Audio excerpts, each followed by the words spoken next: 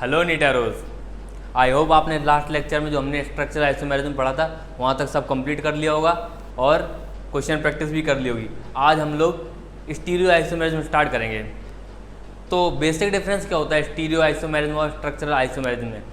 हमने जो structural isomerism पढ़ा था बेटा, उसमें एटम्स की पोजीशन फिक्स नहीं थी। वो एटम्स या स्मॉल ग्रुप्स आपके माइग्रेट कर रहे थे विद इन अ मॉलिक्यूल। लेकिन स्टीरियो आइसोमेरिज्म के अंदर आपकी एटम्स की पोजीशन फिक्स रहेगी, जो जहाँ लगा है वहीं रहेगा। With in a molecule migration of atoms या स्मॉल ग्रुप्स नहीं होगा। जैसा मॉलिक्यूल आपको दिया गया वैसा ही रहेगा, ठीक है। अब उसके अंदर भी क्या सब डिवीजन से? Conformational isomerism, configurational isomerism. What is conformational isomerism? देखो बेटा, सिग्मा बॉन्ड के रोटेशन से जो different arrangement of atoms within a molecule generate होते हैं उनको कन्फर्मर्स बोलते हैं। एंड इस फिनोमेना को जिससे कन्फर्मर्स बन रहे हैं इसको कन्फर्मेशनल आइसोमेरिज्म बोलते हैं, जैसा आपको वीडियो में दिख रहा है, ठीक है। नाउ जैसा कि हम लोग हर बार जो भी टॉपिक स्टार्ट करते हैं उसके कुछ बेसिक पॉइंट तो देखते हैं जो उसके बारे में हमें पता ही होने चाहिए, ठीक है। जैसे conformational isomers, molecules having same molecular formula, same structure but different relative arrangement of atoms in space due to sigma bond, very important, due to sigma bond rotation are known as conformational isomers or rotational isomers or rotamers. The different relative arrangement formed due to sigma bond rotation are known as conformers. जो आपके sigma bond के rotation से अलग अलग molecule generate हुए इनको क्या बोलते हैं? Conformers. Minimum 3 consecutive, very important point, ये आपका सबसे इंपॉर्टेंट पॉइंट है कन्फर्मेशनल आइसोमेरिज्म के लिए। At least 3 consecutive sigma bonds होने चाहिए आपके मॉलिक्यूल में अगर उसको कन्फर्मेशनल आइसोमेरिज्म शो करना है, ठीक है। Sigma bonds are necessary for a molecule to show conformational isomerism. Infinite number of conformers can be found by a given molecule. देखिए, जब मॉलिक्यूल रोटेट कर रहा है तो बहुत माइन्यूट एंगल भी रोटेट किया तो एक नया कन्फर्मर बन गया। मतलब 0.000000001 डिग्री भी अगर रोटेट किया है molecule front and back carbon के बीच में तो क्या है आपका नया कन्फर्मर। तो ऐसे कितने एंगल पॉसिबल हैं 360 डिग्री में?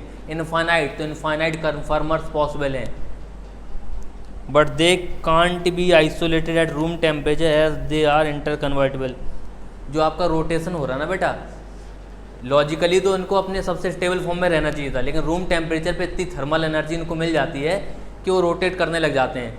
तो उनको आप आइसोलेट नहीं कर सकते, कंटिन्यूसली रोटेट कर रहे हैं। ऐसा थोड़ी ना कि आप इस पोजीशन पे एटम मॉलिक्यूल एग्जिस्ट कर रहा तो आपने आइसोलेट कर लिया, नहीं। आइसोलेट करने के दौरान ही वो रोटेट कर जाएगा, नए कन्फर्मर में कन्वर्ट हो जाएगा, ठीक है। वेरी इंपॉर्टेंट पॉइंट, ये कॉम्पिटिटिव एग्जाम के पॉइंट ऑफ व्यू से बहुत इंपॉर्टेंट पॉइंट है। Bond angle, bond length and position of atoms does not change when molecule form conformer।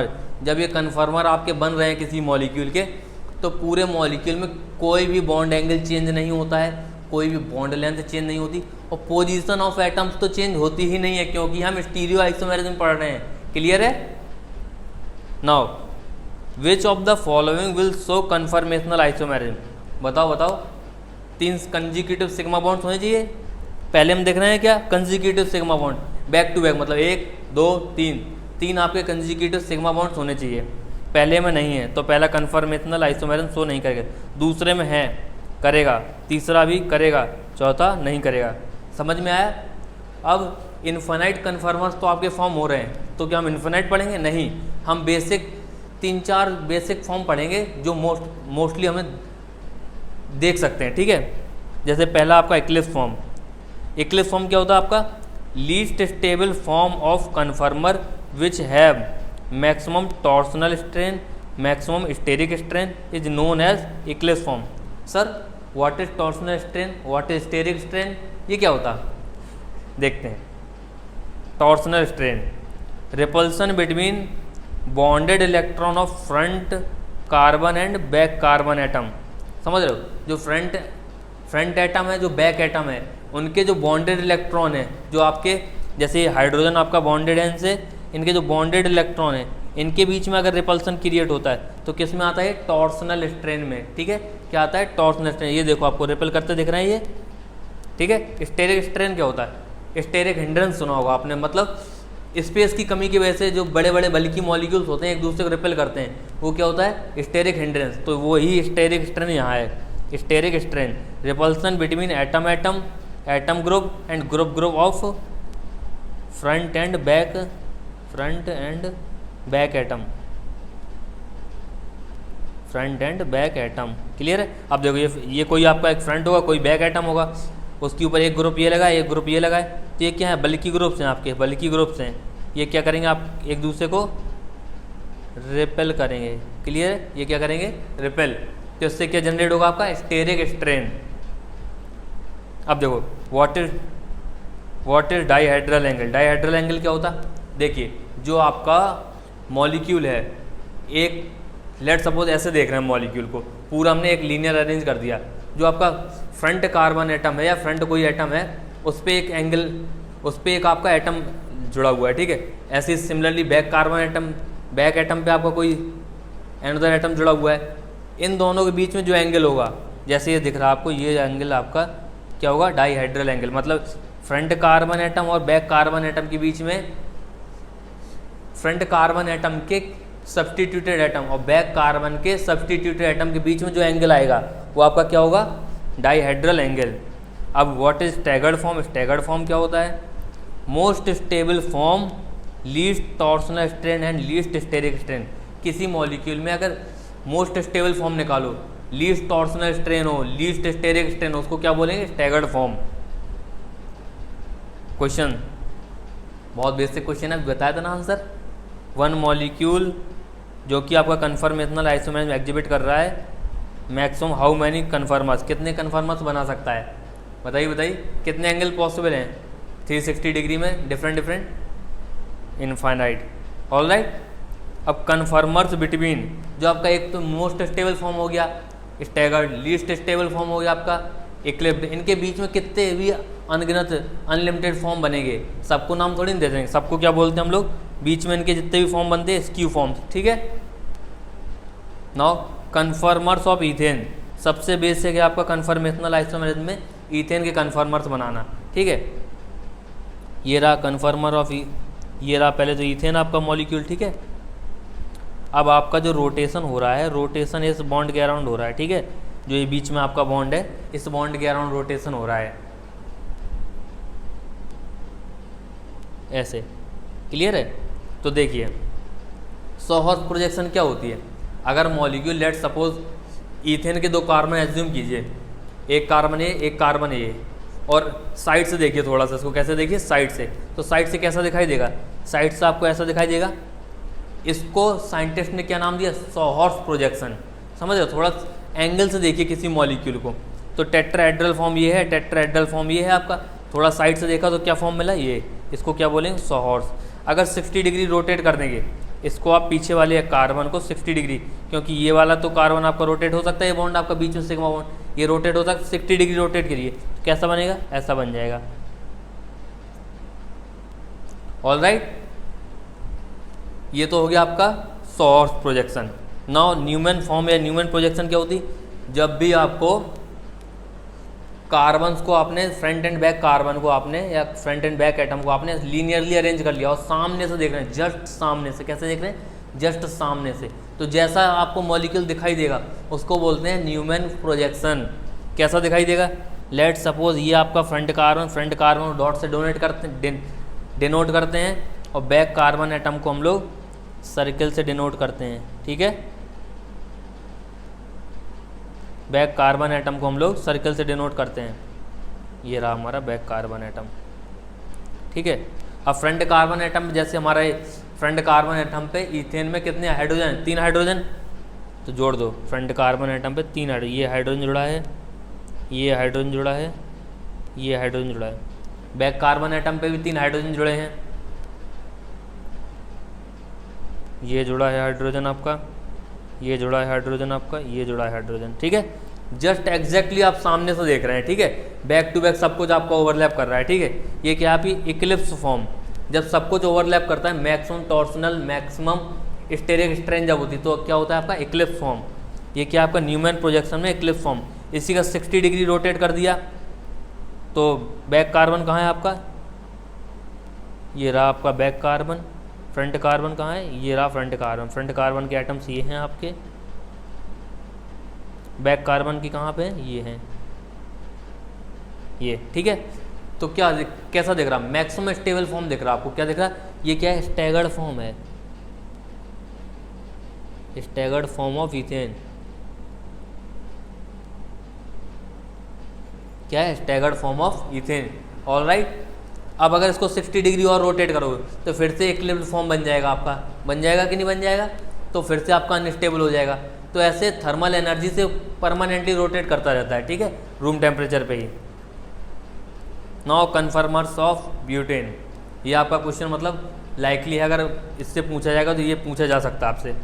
Conformers of butane कैसे बनाएंगे, सबसे पहले तो हम लोग क्या बनाएंगे, अपने फ्रंट एंड बैक एटम, ये फ्रंट एटम है हमारा, ये बैक एटम है।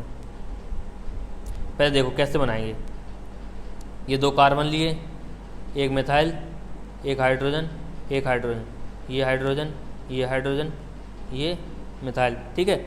ये फ्रंट कार्बन एटम ले रहा हूँ मैं, ये बैक कार्बन एटम ले रहा हूँ, क्लियर है। अब उसके ऊपर ये 3 ग्रुप लगा रहा हूँ, ये आपका वॉयलेट में आपका बैक एटम हो गया और ऑरेंज में आपका फ्रंट एटम हो गया, ठीक है। अब इनके अरेंजमेंट लगाओ, ये हाइड्रोजन लगा है, ये आपका मिथाइल लगा है, अगेन फिर से आपका ये हाइड्रोजन लगा है। सिमिलरली बैक कार्बन एटम पे भी आपका एक मिथाइल लगा है, एक हाइड्रोजन लगा है, एक और हाइड्रोजन लगा है, ठीक है, लग गया आपके। अब इसके रोटेशन कराओ, अगर 60 डिग्री रोटेशन कराओगे front and back carbon atom के बीच में तो क्या बनेगा आपका,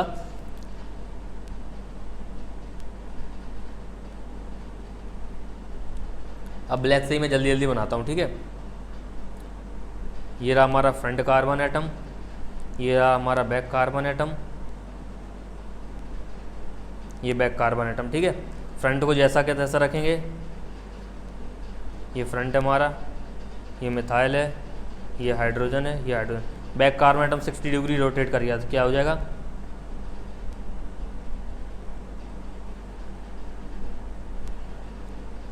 ये मिथाइल, ये हाइड्रोजन, ये हाइड्रोजन, क्लियर है। ये डायहेड्रल एंगल कितना है इसके बीच में, 60 डिग्री, ठीक है।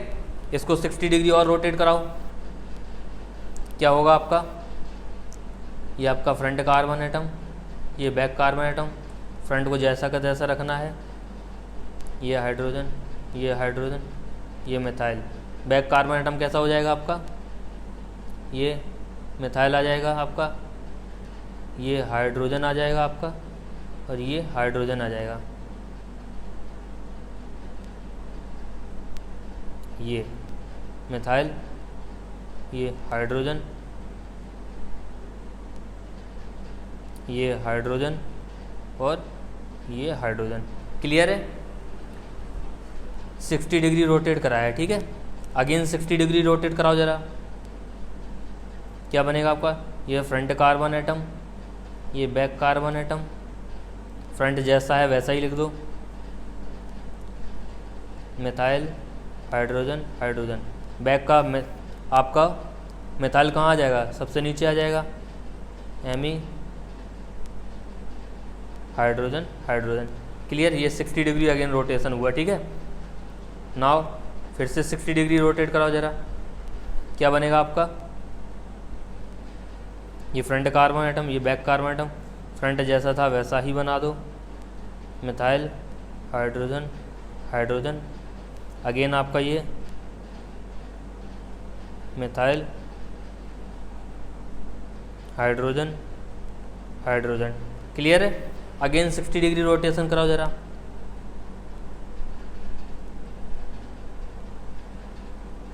क्या बनेगा आपका, ये फ्रंट कार्बन एटम, ये बैक कार्बन एटम,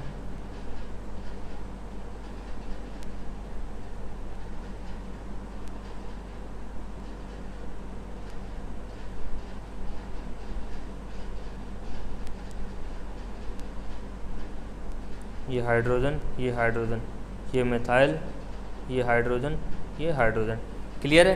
अगर अगेन 60 डिग्री रोटेट कराओगे तो आपका यही बन जाएगा, ऑलराइट।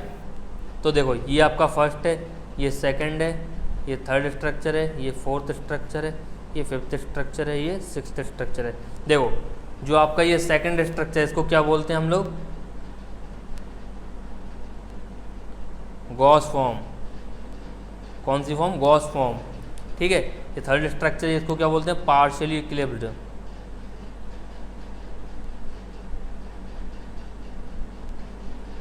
Partially eclipsed. ठीक है। फोर्थ क्या है आपकी? क्या है? Anti form. फिफ्थ क्या है? Again partially eclipsed. फिफ्थ क्या है? Again partially eclipsed. And sixth क्या है आपकी? गॉस जैसी है ना, जैसा सेकंड है वैसे ही सिक्स्थ, ये भी क्या है आपकी? Gauss form. ठीक है। अब देखो फर्स्ट क्या आपकी? Fully eclipsed. फर्स्ट क्या आपकी? Fully eclipsed. देखो मिथाइल और मिथाइल एग्जैक्टली आपके ओवरलैप कर रहे हैं, तो क्या है आपकी? फर्स्ट फुल्ली इक्लिप्स्ड, और थर्ड और फिफ्थ क्या आपकी? Partially eclipsed. क्यों? मिथाइल और हाइड्रोजन आपके ओवरलैप कर रहे हैं। क्लियर है?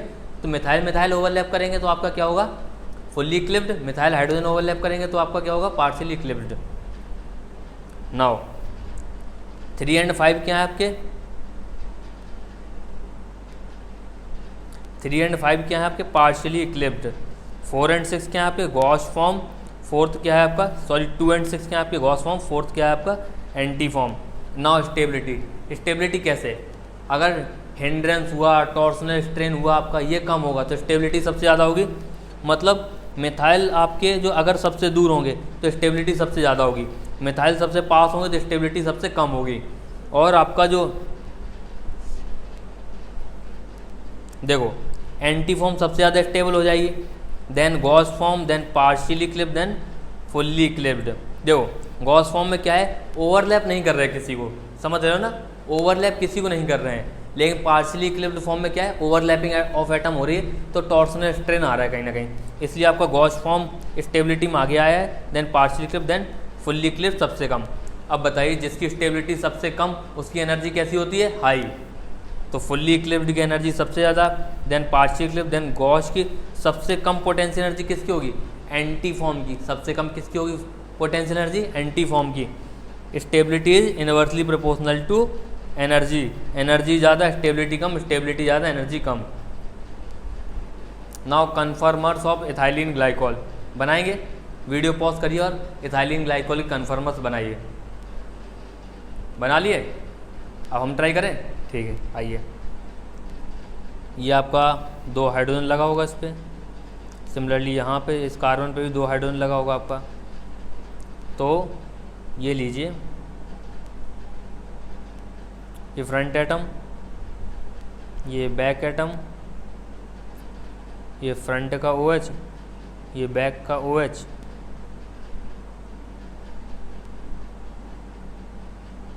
H H H H। ठीक है, क्लियर? ये क्या है आपका? Fully eclipsed form. Now 60 degree rotate कराइए। 60 डिग्री रोटेशन से क्या बनेगा आपका? ये फ्रंट कार्बन एटम, ये बैक कार्बन एटम, फ्रंट को जैसे के तैसा रखते हैं, ये रख दिया जैसा का तैसा, OH H H, ये आपका OH। क्लियर है? ये क्या है आपका? Gauss form. नाउ अगेन अगर क्या करेंगे? 60 डिग्री रोटेट करेंगे तो front carbon atom, back carbon atom, front को जैसा का तैसा रखेंगे, ये OH, ये H, ये H, ये आपका OH, ये H, ये आपका H। ठीक है। नाउ फिर से 60 डिग्री रोटेट करो इसको, क्या होगा? ये फ्रंट कार्बन एटम, ये बैक कार्बन एटम, फ्रंट को जैसा है वैसा ही रख देते हैं, OH H H OH H H। Okay. Now फिर से 60 डिग्री रोटेट कराइए आप लोग। 60, front carbon atom, back carbon atom, front जैसा है वैसा ही कर देंगे, OH H H। नाउ ये वाला आपका OH यहाँ पे ओवरलैप करेगा बैक कार्बन का, ये H, ये H। ठीक है, 1 2 3 4 5। नेक्स्ट आपका कैसा बनेगा? आपका नेक्स्ट अगर 60 डिग्री, नेक्स्ट 60 डिग्री रोटेट कर देंगे, कैसा कैसा बनेगा आपका, ये फ्रंट कार्बन एटम, ये बैक कार्बन एटम, फ्रंट जैसा है वैसा ही लिख दो, OH H H OH H H, ठीक है। अगर फिर से रोटेट कर दोगे तो ये वाला बन जाएगा, पहला वाला आपका, क्लियर है। ये आपका क्या है, गॉस फॉर्म, पीछे बताया था ना आपका गॉस फॉर्म, ये पार्शियली इक्लिप्ड, ये एंटी, ये आपका पार्शियली इक्लिप्ड, देन अगेन ये आपका गॉस, और ये फुल्ली इक्लिप्ड, क्या है ये, फुल्ली इक्लिप्ड।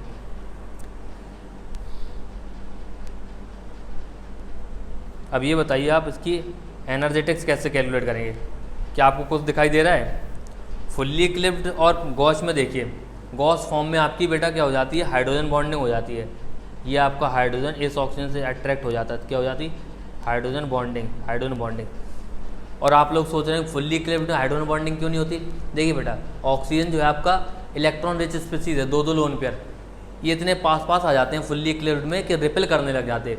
हाइड्रोजन बॉन्डिंग से जो उनकी स्टेबिलिटी बढ़ेगी उससे भी ज़्यादा उनका रिपल्सन हो जाता है, तो फुल्ली इक्लिप्ड फॉर्म का स्टेबिलिटी थोड़ा सा कम हो जाता है, ठीक है, थोड़ा क्या सबसे ही कम हो जाता है। आपका स्टेबिलिटी का देखिए फैक्टर, स्टेबिलिटी का फैक्टर सबसे ज़्यादा आपका कैसा होता था, आपका होता था एंटी, देन आपका गॉश होता था, देन आपका पार्शियली इक्लिप्ड होता था, देन आपका फुल्ली इक्लिप्ड होता था, क्या होता था, फुल्ली इक्लिप्ड। लेकिन अब क्या हुआ है, अब थोड़ा सा चेंज आया है, गॉस और इसमें चेंज आया है, गॉस की स्टेबिलिटी बढ़ गई आपकी एंटी से, क्यों, रीजन क्या है, हाइड्रोजन बॉन्डिंग, क्लियर है, रीजन क्या है आपका, हाइड्रोजन बॉन्डिंग। स्टेबिलिटी पता चल गई तो एनर्जी का फॉर्म लगा लेंगे आप लोग। एनर्जी आपकी फुल्ली इक्लिप्ड की सबसे ज़्यादा, पार्शियली इक्लिप्ड की, देन आपकी एंटी की, सबसे कम गॉस की, क्यों, गॉस स्टेबल ज़्यादा है, ज़्यादा स्टेबल मतलब एनर्जी कम। नाउ कौन कौन से केस में आपको हाइड्रोजन बॉन्डिंग देखने को मिलेगी, कहाँ कैसे कैसे केसेस पॉसिबल हैं जहाँ हाइड्रोजन बॉन्डिंग देख सकते हैं हम लोग। इन case of hydrogen bonding Gauss form is more stable then anti form, ये बात मैंने बता दी आपको। अब देखिए CH2X सिंगल बॉन्ड CH2Y, अब X और Y आपके क्या होने चाहिए अगर हाइड्रोजन बॉन्डिंग होगी, X आपके ये हो सकते हैं, Y आपके ये हो सकते हैं। अगर OH हो जैसे थाइलिन ग्लाइकॉल तो हाइड्रोजन बॉन्डिंग होगी, OH और फ्लोरीन हो तो हाइड्रोजन बॉन्डिंग होगी, OH NH2 हाइड्रोजन बॉन्डिंग होगी, OH आपका COOH हाइड्रोजन बॉन्डिंग होगी, OH CHO हो हाइड्रोजन बॉन्डिंग होगी, COOH फ्लोरीन हो हाइड्रोजन बॉन्डिंग होगी, COOH हो तो भी हाइड्रोजन बॉन्डिंग होगी। हाइड्रोजन बॉन्डिंग की कंडीशन आपको जनरली इनऑर्गेनिक में पढ़ाई जाती है, यहाँ भी मैं बता देता हूँ। आपका जो एक हाइड्रोजन जो है आपका वेरी इलेक्ट्रोनेगेटिव एलिमेंट से कनेक्ट होना चाहिए, ठीक है, और साथ ही साथ अगर वो किसी से हाइड्रोजन बॉन्डिंग बनाएगा तो कैसे बनाएगा, दूसरे के पास आपके लोन पेयर होनी चाहिए, क्या होनी चाहिए आपके दूसरे एटम के पास, लोन पेयर, तभी हाइड्रोजन बॉन्डिंग पॉसिबल है, क्लियर है। नाउ एक केस लेते हैं बहुत अच्छा, सक्सीनिक एसिड का केस। सक्सीनिक एसिड आपका क्या है, 4 कार्बन का डाई कार्बोक्सिलिक एसिड है, क्या है, 4 कार्बन का डाई कार्बोक्सिलिक एसिड, क्या इसका आप IUPAC नेम लिख सकते हो, one four butane di carboxy one four butane one four butane di oic acid, clear है इसका नाम, 1,4-ब्यूटेन डाई ओइक एसिड या butane 1,4 di oic acid, clear है। पहला केस जिसमें मैंने pH <7 लिया, मतलब एसिडिक मीडियम लिया है, क्या लिया है, एसिडिक मीडियम। देखिए जो आपके ऑर्गेनिक एसिड होते हैं जनरली वीक होते हैं, ठीक है, in comparison to mineral acid, तो मैंने एसिडिक मीडियम ले लिया तो ये आपका आयनाइज नहीं होगा, ठीक है। तो देखिए ये आपका कौन सा फॉर्म है, गॉश फॉर्म है, ये आपका कैसा है, एंटी फॉर्म है, क्लियर है। अब देखिए एसिडिक मीडियम लिया है मैंने तो इनका हाइड्रोजन रिलीज नहीं होगा, ये आपके एज इट इज़ रहेंगे, ठीक है, एज इट इज़ रहेंगे। तो यहाँ पे क्या जनरेट होगा आपका, हाइड्रोजन बॉन्डिंग, तो हाइड्रोजन बॉन्डिंग की वजह से स्टेबिलिटी गॉस फॉर्म की बढ़ जाएगी, तो ये वाला आपका स्टेबल ज़्यादा हो जाएगा, ठीक है। वही अगर दूसरा केस ले लूँ मैं, बेसिक मीडियम का pH <7 ले लूँ तो क्या हो जाएंगे, ये रेडिली आयनाइज हो जाएंगे और आपके एनायन के फॉर्म में एग्जिस्ट करेंगे। तो देखिए यहाँ नेगेटिव, यहाँ नेगेटिव, ये नेगेटिव, ये नेगेटिव, ये नेगेटिव पास होने की वजह से कैसे रिपेल कर रही है, गॉस फॉर्म है, ये एंटी फॉर्म है, ओके।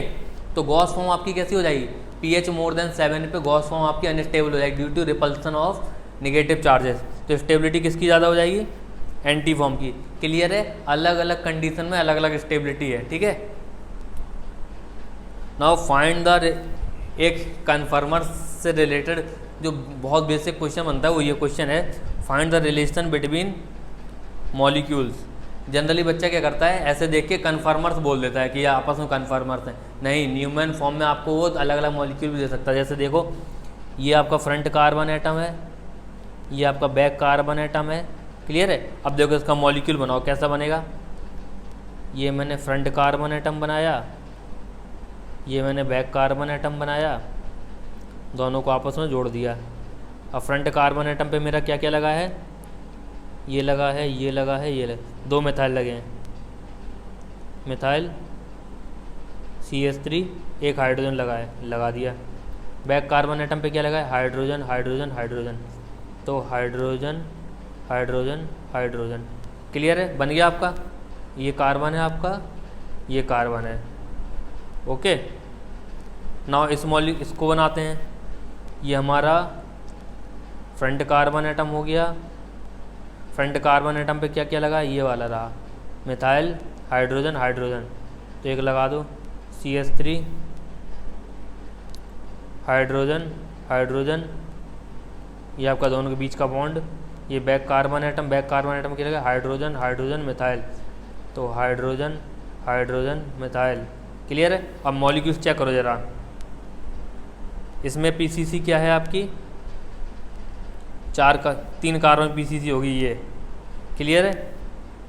इसमें PCC कितनी होगी, 4 कार्बन की। तो ये आपके क्या है, कन्फर्मर्स नहीं है, ये क्या है आपके चेन आइसोमर्स। न्यूमैन फॉर्म में लिख के उसने दे दिया, बच्चे जल्दी जल्दी में क्या कर देता है, जल्दी जल्दी में कन्फर्मर्स टिक किया, आगे निकल गया। नहीं, आपको इन मॉलिक्यूल को वेरीफाई करना है, क्या सेम है, क्या इनके position of atoms within a molecule तो चेंज नहीं हो गई। चेंज होती ही आपके क्या हो गए, स्ट्रक्चरल आइसोमर्स का पार्ट होगा। किसके आगे, स्ट्रक्चरल आइसोमेरिज्म का पार्ट बन गया, स्ट्रक्चरल आइसोमेरिज्म का पार्ट बन गए। ये आपके स्टीरियो आइसोमर्स रहे नहीं, ये क्या है आपके चेन आइसोमर्स। ओके, क्या है आपके chain isomers. Now find the relation between molecules. ये वाला क्वेश्चन कर लोगे आप लोग, क्या कर लोगे, let us know in the comment section, ठीक है। नाउ आती है आपकी Baeyer strain theory. Baeyer scientist ने क्या बोला था कि जब कार्बन एटम का साइक्लाइजेशन होता है तो क्या होता है, इनके बॉन्ड्स के बीच में स्ट्रेन जनरेट होता है। लीस्ट पॉसिबल साइकिल क्या है आपकी, 3 कार्बन के। तो उन्होंने बोला साइक्लोप्रोपेन जो है आपका लीस्ट स्टेबल है, high angle strain. High angle strain के बॉन्ड बहुत स्ट्रेंड है बेटा, ठीक है। मोस्ट स्टेबल इन्होंने क्या बताया था, 0 एंगल स्ट्रेन के साथ बताया था आपका साइक्लोपेंटेन। ये क्या है आपका साइक्लोपेंटेन। ओके, इन्होंने बोला था मोस्ट स्टेबल, लेकिन जब मॉडर्न रिसर्च रिवील किया तो उन्होंने बताया लीस्ट स्टेबल तो आपका सही है साइक्लोपेंटेन साइक्लोप्रोपेन, लेकिन मोस्ट स्टेबल आपका साइक्लोहेक्सेन है। ऑल राइट, इसमें एंगल स्ट्रेन और कम हुआ है 5 कार्बन के बजाय। नाउ बेयर स्ट्रेन थ्योरी में हमें इतना ही पढ़ना था, ज़्यादा डीप नहीं जाना है, इतना बेसिक हमें पता होना चाहिए बेयर स्ट्रेन थ्योरी क्या थी। नाउ कन्फिगरेशनल आइसोमेरिज्म क्या होती है, व्हाट इज कन्फिगरेशनल। हाँ, कन्फर्मेशनल आइसोमेरिज्म आपकी खत्म हो चुकी है। अब कन्फिगरेशनल आइसोमेरिज्म क्या होती है। कन्फिगरेशनल आइसोमेरिज्म आपका वही सेम बातें हैं, सेम मॉलिक्यूलर फॉर्मूला तो होना ही चाहिए, लेकिन स्टीरियो आइसोमेरिज्म पढ़ रहे हैं तो स्ट्रक्चर भी इनका सेम होना चाहिए। समझ रहे हो, no change of position of atoms within a molecule. समझ रहे हो, जो जहाँ फिक्स है वहीं रहेगा, उसके बाद जो चेंजेस होंगे मॉलिक्यूल में वो आपके स्टीरियो आइसोमर्स बनेंगे। क्लियर है। तो सेम मॉलिक्यूलर फॉर्मूला तो बेसिक बात है, सेम स्ट्रक्चर भी यहाँ इंपॉर्टेंट है। डिफरेंट क्या होगा, डिफरेंट होगा arrangement of atoms in space. जो आपके स्पेस में एटम्स अरेंज है उनका क्या होगा, अरेंजमेंट डिफरेंट होगा, एक ही कार्बन पे अलग अलग तरीके से अरेंज है। ठीक है। नाउ इसके अंदर सबसे पहला पार्ट है आपका ज्योमेट्रिकल आइसोमेरिज्म। नेक्स्ट लेक्चर हम लोग पढ़ेंगे स्टीरियो आइसोमेरिज्म, आज ज्योमेट्रिकल आइसोमेरिज्म पढ़ेंगे।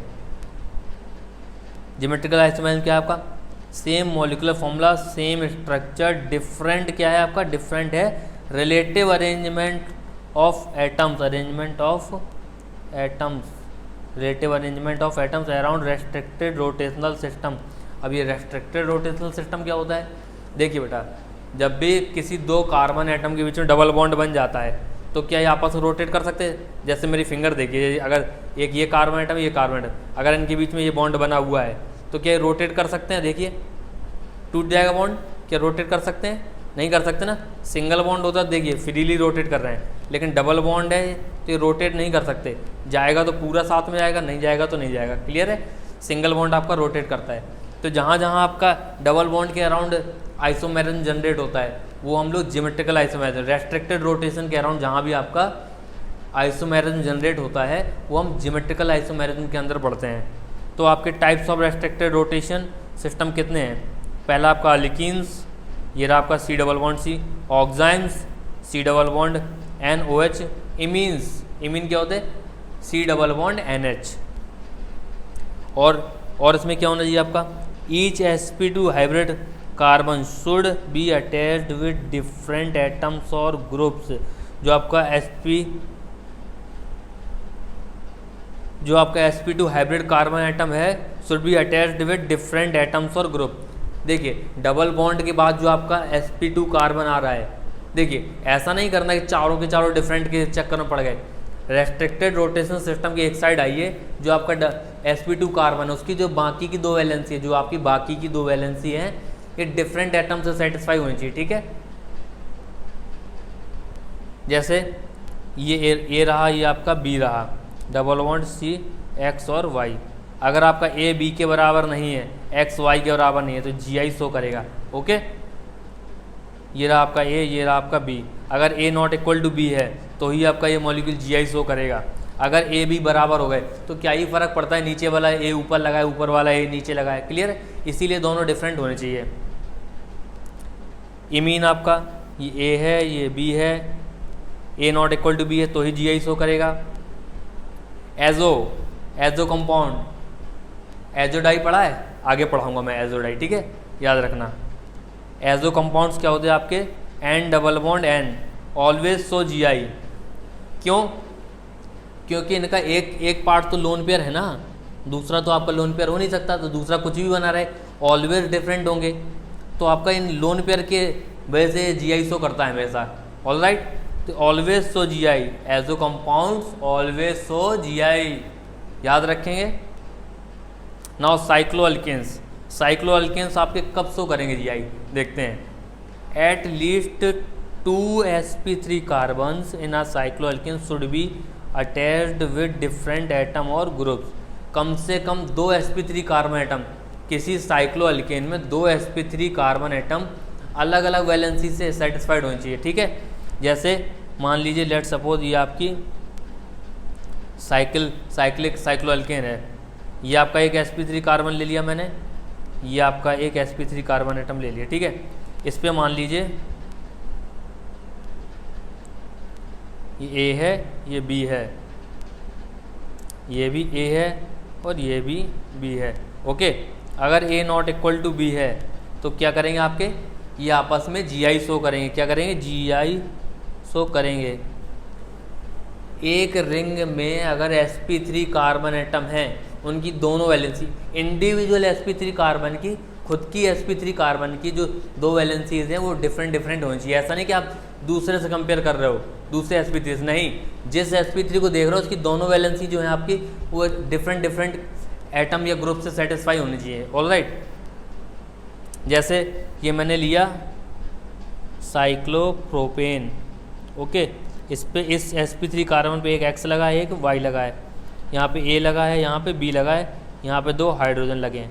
इनके बीच का सिस्टम 1 बोला है मैंने, इनके बीच का सिस्टम 2 बोला है, इनके बीच का सिस्टम 3 बोला है। ओके, तो फर्स्ट सिस्टम में A not equal to B है, X not equal to Y है, तो क्या आपस में GI शो करेंगे? बिल्कुल करेंगे। सेकंड सिस्टम में चेक करिए, ऊपर की तरफ हाइड्रोजन है, नीचे X not equal to Y, तो GI शो नहीं करेंगे। 2 sp3 कार्बन की वैलेंसीज आपकी, 2 sp3 कार्बन की वैलेंसीज आपकी डिफरेंट होनी चाहिए। 2 एटलीस्ट 2 जो आपके sp3 कार्बन है इनकी वैलेंसी डिफरेंट होनी चाहिए। याद कर लो ऐसी बार बार बोल के। ऐसे थर्ड सिस्टम में देखिए A not equal to B है, ये बात तो सही है, लेकिन H इक्वल टू एच तो है ऊपर की तरफ, तो ये भी सिस्टम GI शो नहीं करेगा। एक कंपाउंड के अंदर GI तो शो हो रहा है, तो as a compound as a whole will show GI।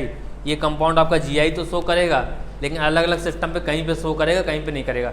As a whole compound as a whole will show GI आपका ये कंपाउंड शो करेगा।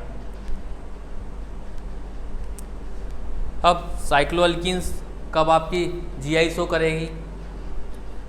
It shows GI around double bond when it contains 8 और more than 8 carbon in a ring. अगर साइक्लोअल्कीन में आपके 8 या 8 से ज़्यादा कार्बन है, साइक्लोअल्कीन्स में 8 या 8 से ज़्यादा कार्बन है, तभी आपका वो GI शो करेगा। ऑलराइट, ये बात याद रखना, ठीक है। जैसे ये आपका क्या है, सिसऑक्टेन, ये क्या है आपका ट्रांसऑक्टेन। सिमिलरली ऐसे भी रिप्रेजेंट करते हैं, सिसऑक्टेन ऐसे, ट्रांसऑक्टेन ऐसे, ठीक है। 8 या 8 से ज़्यादा कार्बन आपके साइक्लोअल्कीन्स के लिए होनी चाहिए। याद रखना, साइक्लोअल्कीन्स और अल्कीन्स में बच्चा कंफ्यूज हो जाता है, कोई सिस्टम इंक्लूड कर पाता है, कोई नहीं कर पाता है। तो दोनों ही की ही कंडीशन अलग अलग याद रखेंगे। जैसे आपकी sp3 कार्बन दिख रहे हैं, अगर इनकी वैलेंसी डिफरेंट हो गई आपस में, तो ये सिस्टम भी आपका GI शो करने लगेगा आपस में, ठीक है। Cis trans. और ये आपका साइक्लिक अल्कीन तो आपका कर ही रहा है शो। नाउ और कौन शो करता है आपका GI? क्यूमुलेटिव अल्कापोलिन्स, आपके जो बैक टू बैक क्यूमुलेटिव अल्कापोलिन्स हैं, ये भी आपके GI शो करते हैं। देखिए, GI शो करने के लिए एक और बेसिक कंडीशन है, आपका मॉलिक्यूल कैसा होना चाहिए? प्लेनर होना चाहिए। कैसा होना चाहिए मॉलिक्यूल आपका? प्लेनर। अगर ये आपके डबल बॉन्डेड सिस्टम के अराउंड आप देख रहे हो GI, ठीक है। लेकिन आप जैसे जब आपका एक ही डबल बॉन्ड होता है तो मॉलिक्यूल आपका प्लेनर होता है। sp2 कार्बन है, जैसे लेट सपोज ये कार्बन है, ये कार्बन है, इनके एटम्स ऐसे अरेंज होंगे, बीच में डबल बॉन्ड होगा, तो ये कैसा होगा? प्लेनर।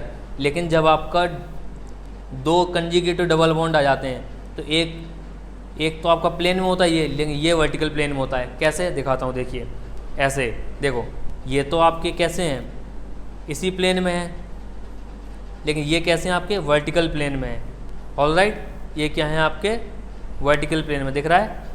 सिमिलरली ये भी दिख रहा होगा आपको, कैसा? ये तो सेम प्लेन में है, ये वर्टिकल प्लेन में है।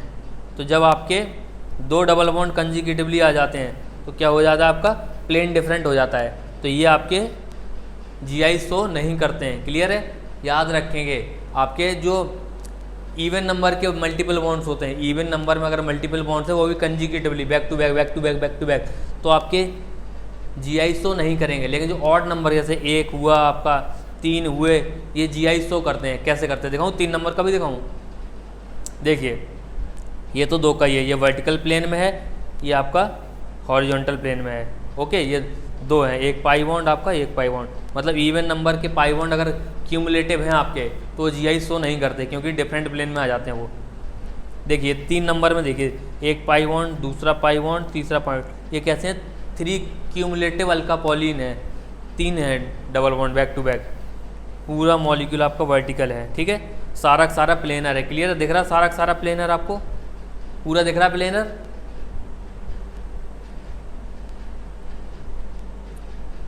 Now which of the following will show GI? इनमें से कौन सा मॉलिक्यूल GI शो करेगा? कंडीशन बताओ। अगर डबल बॉन्ड है तो आपका, जैसे ये बताया था मैंने, XY AB के बराबर नहीं होना चाहिए, XY के बराबर नहीं होना चाहिए। तो ये रहा आपका डबल बॉन्ड,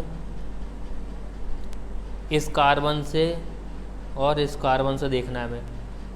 ये एक हाइड्रोजन अटैच है, ये एक बड़ा सा मॉलिक्यूल अटैच है, ये एक हाइड्रोजन अटैच है, ये मिथाइल अटैच है। तो A not equal to B है, X not equal to Y है, तो क्या GI शो करेगा? बिल्कुल करेगा। नाउ आइसोटोप्स जो होते हैं बेटा आपके, always considered at different group. जो आइसोटोपिक एटम्स होते हैं आपके, हमेशा डिफरेंट ग्रुप्स की तरह कंसीडर किए जाते हैं। ये रहा आपका डबल बॉन्ड, यहाँ तो 2 हाइड्रोजन हो गए इस कार्बन से अटैच, तो ये वाला डबल बॉन्ड तो GI शो नहीं करेगा। एक और डबल बॉन्ड है ये वाला, इसके अराउंड देखो ये मिथाइल लगा है, और एक ये बल्कि सा बड़ा सा ग्रुप लगा है, और ये एक हाइड्रोजन लगा है, ये हाइड्रोजन। तो A not equal to B है, X not equal to Y है, तो ये वाला आपका डबल बॉन्ड GI शो करेगा। एज अ कंपाउंड होल आपका ये GI शो करेगा। इसमें देखिए ये कार्बन कार्बन डबल बॉन्ड है, ये एथाइल है, ये एथाइल है, ये मिथाइल है। A not equal to B तो है, लेकिन ये एथाइल है बेटा। देखिए यहाँ पे गलती हो जाती है बच्चों से। गलती क्या हो जाती है, एक तो आपको स्केलेटन फॉर्म में लिख देता है, एक कंडेंस फॉर्म में लिख देता है। ये भी इथाइल है, ये भी इथाइल है, तो x इक्वल टू वाई है, sorry x equal to Y है, तो GI शो नहीं करेगा। डबल बॉन्ड के अराउंड आपके जो sp2 कार्बन की अदर वैलेंसीज वो डिफरेंट होनी चाहिए इंडिविजुअली। नाउ यहाँ पे क्या लगा होगा, हाइड्रोजन, यहाँ पे क्या लगा होगा, हाइड्रोजन, यहाँ पे 2 हाइड्रोजन होंगे, यहाँ पे 2 हाइड्रोजन, यहाँ पे 2 हाइड्रोजन। तो क्लियरली दिख रहा है ये वाला डबल बॉन्ड GI शो नहीं करेगा, ये नहीं करेगा। लेकिन ये जो आपका डबल बॉन्ड है ये वाला, इसका देखिए एक वैलेंसी ये है, एक वैलेंसी ये है, सिमिलरली एक वैलेंसी इस तरफ ये है, दूसरी वैलेंसी ये है। तो A not equal to B, X not equal to Y, तो क्या GI शो करेगा, बिल्कुल करेगा। 1,2 डाइक्लोरोप्रोपीन, जल्दी बनाओ 1,2 डाइक्लोरोप्रोपीन कैसा बनेगा, वीडियो पॉज करके बना लिया। देखिए 1, ये प्रोपीन हो गया, 1 2 3, 1 पे क्लोरो, 1 पे क्लोरो, 2 पे क्लोरो, ठीक है। यहाँ पे क्या बचेगा, एक दूसरी वैलेंसी क्या बचेगी आपकी, हाइड्रोजन। अब चेक करो ज़रा, ये डबल बॉन्डेड सिस्टम है आपका, ये क्लोरीन, ये hydrogen. A not equal to B है, ये क्लोरीन, ये methyl. X not equal to Y है, तो क्या ये GI शो करेगा, करेगा। नाउ नेक्स्ट, ये H है, ये लोन पेयर है, एक Cl है, CH3 है, तो GI शो करेगा। अब देखो साइक्लोअल्केन्स में मैंने क्या बताया था, 2 sp3 कार्बन की आपकी वैलेंसी डिफरेंट ग्रुप से सेटिस्फाई होनी चाहिए। देखो यहाँ पे दूसरा क्या होगा, हाइड्रोजन, यहाँ पे दूसरा क्या होगा, हाइड्रोजन। तो ये sp3 कार्बन के अराउंड देखो sp3 कार्बन है, ये भी sp3 कार्बन है। A not equal to B है, मिथाइल के हाइड्रोजन बराबर है, नहीं है ना। ये X not equal to Y है, क्योंकि क्लोरीन हाइड्रोजन बराबर नहीं है, तो ये क्या GI शो करेगा, करेगा। 2 sp3 कार्बन की वैलेंसीज खुद में डिफरेंट होनी चाहिए, ठीक है। ये एक आपका sp3 कार्बन है, ये एक आपका sp3 कार्बन है, ये एक हाइड्रोजन लगा है, ये एक हाइड्रोजन लगा है। अब चेक करिए, ये फिनाइल ग्रुप है, ये भी फिनाइल ग्रुप है, ये हाइड्रोजन है, ये हाइड्रोजन है। क्या ये आपस में बराबर है, फिनाइल और हाइड्रोजन, नहीं। A not equal to B, X not equal to Y, तो क्या GI शो करेगा, करेगा। नाउ इसमें क्या होगा, ये तो बेटा आपका बेंजीन है, sp3 कार्बन ही नहीं है, यहाँ एक ही एक ग्रुप है, यहाँ दूसरा ग्रुप है ही नहीं, तो ये क्या GI शो करेगा, GI शो ही नहीं करेगा ये कंपाउंड। क्लियर है।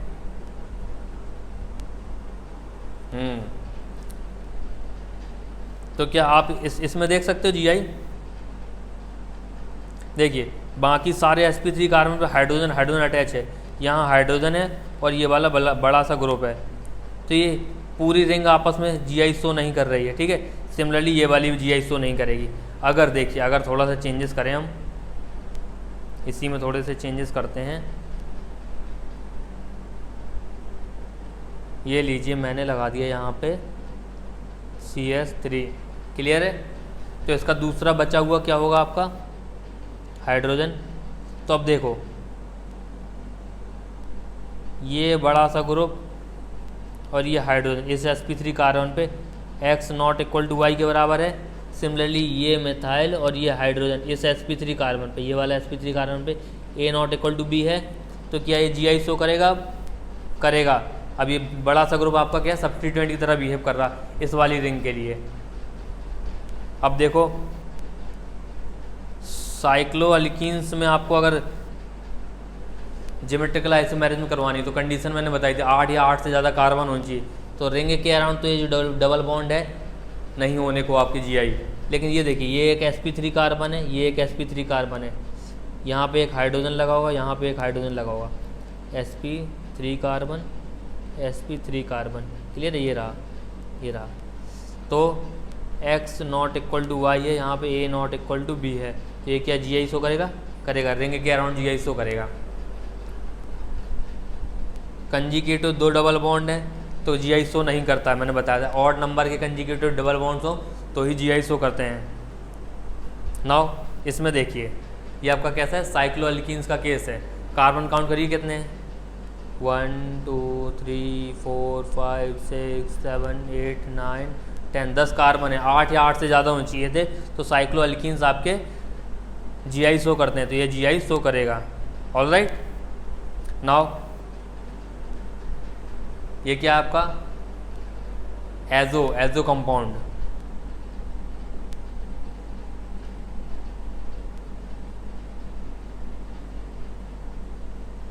PH azo compound always so GI, तो GI इसमें होगी। ठीक है, ये देखिए, ये डबल बॉन्ड आपका, ये कार्बन पे एक हाइड्रोजन है, एक मिथाइल है। ठीक है, तो यहाँ पे तो A not equal to B हो गया, हाइड्रोजन और मिथाइल बराबर नहीं, लेकिन यहाँ पे देखो सिमेट्रिकल है, जहाँ इस तरफ से जाओ चाहे उस तरफ से जाओ, यहाँ x इक्वल टू वाई ही देखने को मिलेगा। तो आपका डबल बॉन्ड के अराउंड तो आपका GI शो नहीं होगा, यहाँ पे GI शो नहीं होगा, लेकिन देखो साइकिल के अराउंड देखो 2 sp3 कार्बन दिखाई दे रहे हैं, डेफिनेटली ये एक आपका sp3 कार्बन है, एक sp3 कार्बन है आपका। ठीक है, यहाँ पे एक हाइड्रोजन है, यहाँ पे एक हाइड्रोजन, तो ये मिथाइल आपका, ये मिथाइल आपका, A not equal to B है, x not equal to y है, तो आपका ये रिंग के अराउंड क्या है, रिंग के अराउंड रिंग GI शो करेगी आपकी, करेगी, रिंग के अराउंड आपका GI शो होगा। तो देखो अभी तक जो हमने डिफरेंट ज्योमेट्रिकल आइसोमर जो आपके किसी मॉलिक्यूल के बनेंगे उनको डिफ्रेंशिएट कैसे करेंगे, उनका नॉमेनक्लेचर कैसे करेंगे, उसके लिए हमें डिफरेंट कॉन्फ़िगरेशंस पढ़ने पड़ेंगे। ठीक है, सबसे पहला आपका अल्कीन्स एंड साइक्लोअल्केन्स के लिए, जिसको बोलते हैं cis trans nomenclature, same groups आपके डिफरेंट साइड हो या सेम ग्रुप आपके सेम साइड हो। जैसे ये क्लोरीन आपका सेम साइड है, तो क्या होगा आपका सिस कॉन्फ़िगरेशन। ये एथाइल और ये एथाइल, या ये मिथाइल आपके डिफरेंट साइड हैं, तो क्या बनेगा आपका ट्रांस कॉन्फ़िगरेशन। ये आपका आयोडीन सेम ग्रुप है आपका, डिफरेंट साइड, तो ट्रांस, आयोडीन आपका सेम ग्रुप सेम साइड, तो सिस। ये आपका एसिड सेम साइड, तो सिस, एसिड ऑपोजिट साइड, तो ट्रांस। क्लियर है, सिस ट्रांस क्लियर है। अब देखिए साइक्लोअल्केन्स में, ये देखिए, ये आपका sp3 कार्बन है, दोनों वैलेंसी डिफरेंट है इसकी, तो ये GI शो कर रहा है। मिथाइल आपका सेम साइड है, तो कैसा होगा सिस होगा, मिथाइल आपका ऑपोजिट साइड है, तो कैसा होगा ट्रांस। क्लियर है। Now EN-Z configuration, E for एंटीजन, Z फॉर जूसामेन। देखिए मैंने आपको लास्ट लेक्चर में बताया, जब भी दो चीज़ें आ जाएं और आपको कन्फ्यूज़न हो कि किसको क्या बोलते हैं, तो हमेशा पढ़ा दोनों को करो, लेकिन याद एक किया करो। जैसे एंटीजन में क्या रहा है, एंटी, ऑपोजिट, उसके नाम में ही दिख रहा ऑपोजिट है, तो एंटीजन क्या सिग्निफाई करता है आपका ऑपोजिट साइड, जूसामेन आपका सेम साइड। अब देखिए इसकी नीड क्यों पड़ी, एंटीजन E&Z कॉन्फ़िगरेशन की आपको यूज़ क्यों पड़ा, ज़रूरत क्यों पड़ी। देखिए जब चारों ग्रुप आपके किसी रेस्ट्रिक्टेड रोटेशन सिस्टम के अराउंड डिफरेंट हो जाते हैं, तब E&Z कॉन्फ़िगरेशन का यूज़ करते हैं। देखिए when all the groups attach to restricted rotation system are different, then we use E&Z। जैसे A not equal to B not equal to X not equal to Y। ठीक है, अब priority कैसे decide करते हैं, किसको कौन सी प्रायोरिटी देनी चारों ग्रुप्स में, तो priority to the groups will be given according to CIP rule. Clear है। अब CIP रूल क्या होते हैं, देखिए 3 साइंटिस्ट थे आपके, केन, इनगोल्ड एंड प्रीलॉग। इन्होंने एक सेट ऑफ रूल्स दिया था जिसके अकॉर्डिंग डिफरेंट ग्रुप्स जो हैं आपके, उनकी प्रायोरिटी सेट करते हैं हम लोग। ठीक है, देखिए सबसे पहला रूल क्या था, उन्होंने दिया था एटॉमिक नंबर। जो आपका रेस्ट्रिक्टेड रोटेशन सिस्टम के कार्बन है उनसे डायरेक्टली अटैच एटम होगा, उसका सबसे पहले हम लोग एटॉमिक नंबर देखेंगे। एटॉमिक नंबर ज़्यादा तो उसकी प्रायोरिटी ज़्यादा, एटॉमिक नंबर ज़्यादा तो प्रायोरिटी पहले देंगे। लाइक क्लोरीन और ब्रोमीन में प्रायोरिटी किसको ज़्यादा मिलेगी, ब्रोमीन को, बिकॉज ब्रोमीन का एटॉमिक नंबर ज़्यादा है। आयोडीन और फ्लोरीन में आयोडीन को। तो ये आपका सेम प्रायोरिटी वाले ग्रुप ऑपोजिट साइड है, तो क्या बनेगा आपका ट्रांस। ऑलराइट,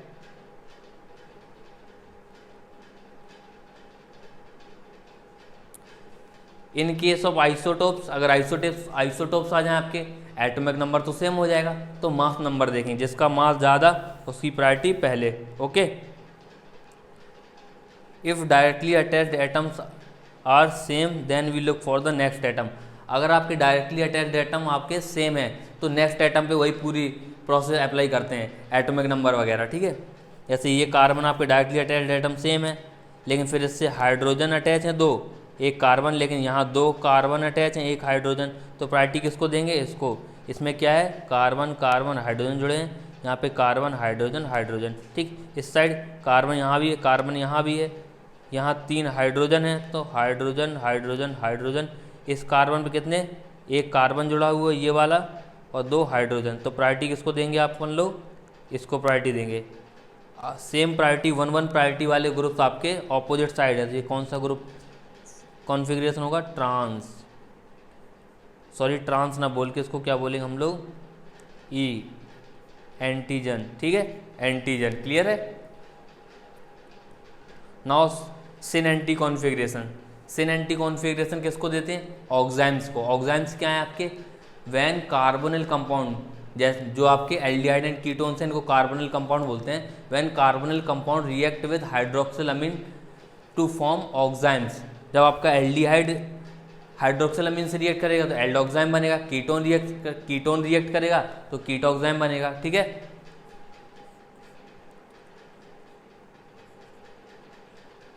थोड़ा लेक्चर बहुत सीरियस मोड पे जा रहा है, थोड़ा एक इंसिडेंट शेयर करता हूँ, थोड़ा फनी इंसिडेंट है, सबके साथ होता है, ठीक है। तो जैसे मैं, छोटा भाई और मम्मी एक बार मेले में गए फेयर में, तो छोटा भाई रूठ गया कि मुझे तो ये गन लेनी है, तो मैंने बोला मम्मी को दिलवा दो, तो मैं, मम्मी और छोटा भाई शॉप पे पहुँचे, स्टॉल पे, तो पूछा रेट कितने का है, उसने बताया कि 6000 का है। 6000 is a huge amount for Indian moms, okay. तो मम्मी बोलती प्लास्टिक का ही तो टुकड़ा है, 600 का दे दो। अब वो दुकानदार बोल रहा तो कुछ नहीं, उसने मेरे तरफ देखा, मैंने कहा भैया मेरे तरफ क्यों देख रहे हो, मैं इनके साथ नहीं हूँ। तब से आज तक मैं बेघर हो गया हूँ, समझ रहे हो। तो ये इंसिडेंट सबके साथ होता है, जब भी कपड़े लेने जाओ, जूते लेने जाओ, तो मम्मी को लेके मत जाना, मम्मी ऐसा ऑकवर्ड मोमेंट क्रिएट कर देगी कि कुछ कहने का नहीं, ठीक है। सबके साथ होता है ये, मैं अकेला नहीं हूँ, ठीक है। चलिए फिर क्वेश्चन करते हैं अपन लोग। क्वेश्चन हमारा, which of the following will give 2 product on reaction with hydroxylamine. अरे अब जोक से बाहर निकला, क्वेश्चन करते हैं, ठीक है। लेक्चर भी तो ख़त्म करना है, बड़ा हो रहा है बहुत लेक्चर। फॉर्मल्डिहाइड, फॉर्मल्डिहाइड की रिएक्शन अपन लोग हाइड्रोक्सिलअमीन से कराएंगे तो कैसे होगा, ये आपका फॉर्मल्डिहाइड है, ओके, हाइड्रोक्सिलअमीन से रिएक्शन कराइए, ये लोन पेयर हो गया, ये आपका OH हो गया, हाइड्रोक्सिलअमीन से रिएक्शन कराएंगे, वाटर निकल जाएगा, क्या बनेगा आपका,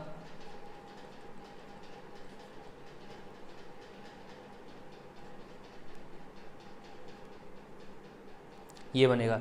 तो क्या आपका ये A=B दिखाई दे रहा है, A=B, तो ये Gi शो नहीं करेगा, तो 1 प्रोडक्ट, कितना प्रोडक्ट देगा, वो एक ही प्रोडक्ट बनेगा इसमें, ठीक है।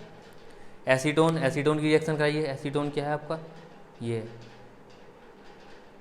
एसीटोन की रिएक्शन हाइड्रोक्सिलअमीन से कराइए, क्या बनेगा आपका, वाटर निकल जाएगा, क्या बनेगा, कीटोक्साइम, क्या बनेगा आपका, कीटोक्साइम। इसमें भी A=B दिखाई दे रहा है, तो Gi तो शो नहीं करेगा, इसलिए 1 ही प्रोडक्ट देगा, ठीक है। नाउ एसिटल्डिहाइड, एसिटल्डिहाइड कैसा है, CH3 H2NOH, ये आपका लोन पेयर, ये रिएक्शन होगी, वाटर निकल जाएगा, क्या बनेगा आपका, CH3,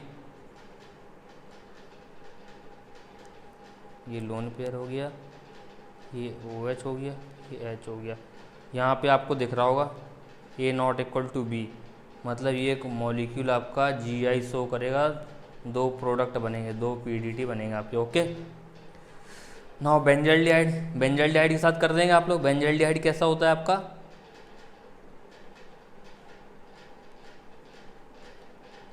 ये आपका बेंजल्डिहाइड है, ये आपका हाइड्रोक्सिलअमीन है, ओके, कर लेंगे आप। ये आपको ए नॉट इक्वल टू बी दिखाई दे रहा है, मतलब आपके ये जो प्रोडक्ट बनेगा आपका, ये आपका GI शो करेगा और 2 प्रोडक्ट बनाएगा, ठीक है। सिमिलरली आपका एसीटोफिनॉन, एसीटोफिनॉन क्या होता है, याद आ रहा है कुछ?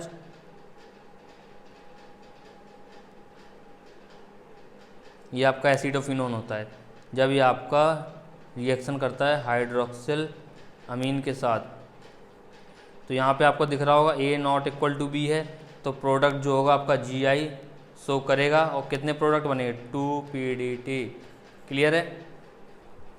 नाउ एक क्वेश्चन और है आपके लिए, find the number of product found when acetone and its higher homolog react with hydroxylamine in the acidic medium.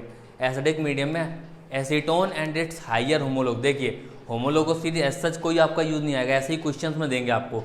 आगे ना यूज यहाँ पे होमोलोगस सीरीज का हायर होमोलॉग एसीटोन और उसका हायर होमोलॉग। एसीटोन कैसा है आपका, एसीटोन आपका ये है,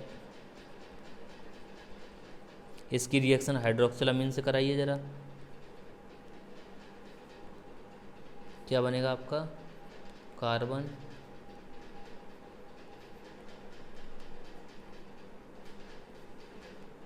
ए इक्वल टू बी दिखाई दे रहा है आपको, ए इक्वल टू बी, तो GI शो नहीं करेगा। ये कितने प्रोडक्ट बनेंगे, 1 प्रोडक्ट, ठीक है। अब नेक्स्ट देखिए, नेक्स्ट हायर होमोलॉग, एक कार्बन बढ़ा दो तो C ये आपका नेक्स्ट होमोलॉग है, इसकी रिएक्शन करानी हमें हाइड्रोक्सिलामीन के साथ, वाटर निकल जाएगा, क्या बनेगा आपका C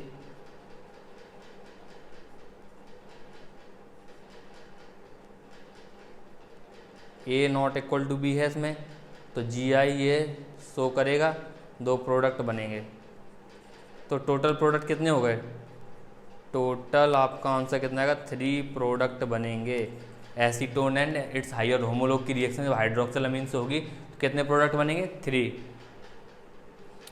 अब देखिए एल्डोक्साइम एंड कीटोक्साइम की नोमेनक्लेचर कैसे करते हैं, इनका कॉन्फ़िगरेशन कैसे लिखते हैं, ये देखें। सबसे पहले एल्डोक्साइम, एल्डोक्साइम जो है आपके H और OH से डिनोट होते हैं।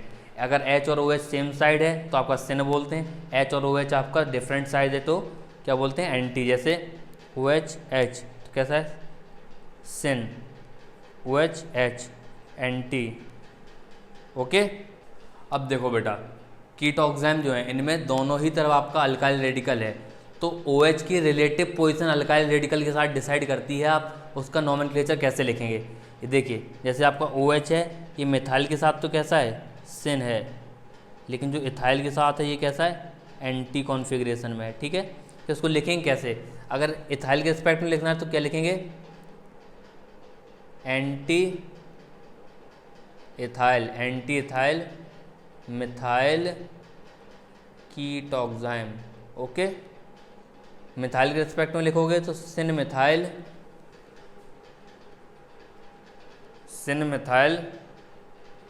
इथाइल कीटोक्साइम, जिसके साथ सिन एंटी लगा रहे हो उसको आगे लिख दो, फिर बचा हुआ रेडिकल उसके बाद लिख दो, और कीटोक्साइम, ओके। एक और एग्जांपल करते हैं, ये क्या है आपका मिथाइल के रिस्पेक्ट में OH कैसा है आपका, एंटी। ये क्या है फिनाइल के रिस्पेक्ट में कैसा है, सिन। तो अगर फिनाइल के रिस्पेक्ट में लिखेंगे क्या लिखेंगे, सिन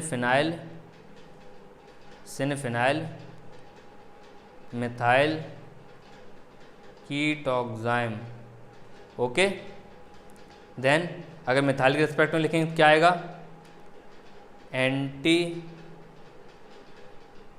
मिथाइल फिनाइल कीटोक्साइम, ठीक है। दोनों ही आपके सही है। आई होप आपको ये कीटोक्साइम की नेमिंग समझा होगा, ठीक है। Now coming to azo compounds, azo के बारे में बताया था मैंने, ऑलवेज सो GI, ठीक है। और इनका जो लोन पेयर के अकॉर्डिंग इनको देते हैं सिन एंटी। अगर लोन पेयर सेम साइड तो आपका सिन, लोन पेयर ऑपोजिट साइड तो आपका एंटी। सबसे इजी इनका GI नोमेनक्लेचर। ये क्या है आपका सिन, ये क्या है आपका एंटी, ओके।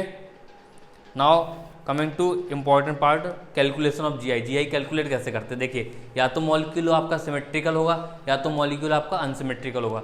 अगर सिमेट्रिकल मॉलिक्यूल है तो अलग तरीके से जीआई के नंबर्स निकाले जाते हैं। अगर अनसिमेट्रिकल मॉलिक्यूल है तो अलग तरीके से, अगर अनसिमेट्रिकल मॉलिक्यूल है तो करते क्या है, नंबर ऑफ जीआई का फॉर्मूला आता है 2 की पावर n।